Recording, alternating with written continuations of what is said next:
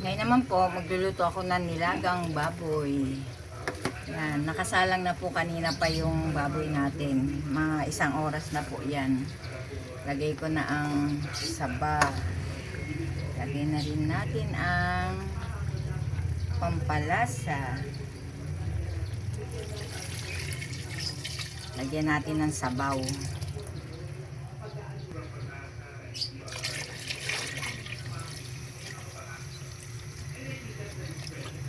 Yan, takpan muna natin yan. Papakuluin po muna natin.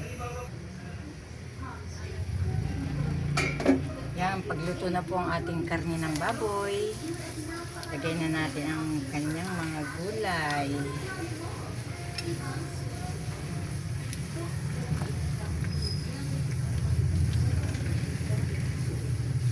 Susunod ko na rin dyan ang repolyo.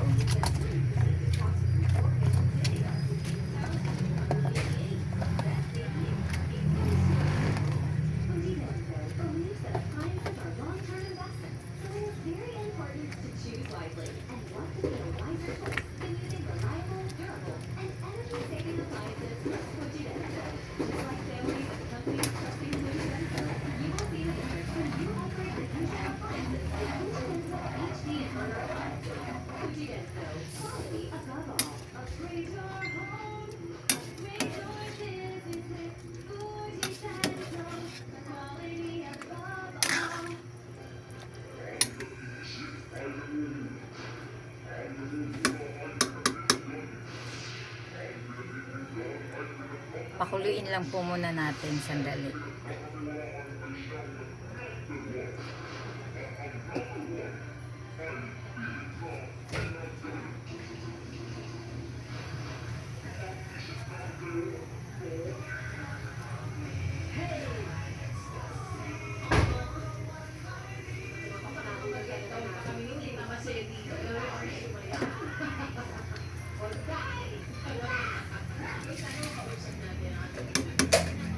Okay na to.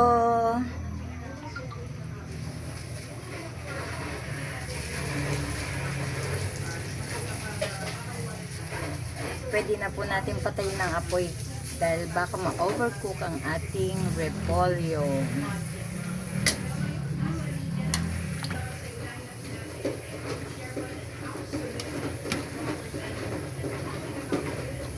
Sarap nito. Masarap to mga kakusina. Meron kayong sausawan na silit patis. Naku, sarap ng kain nyo dito.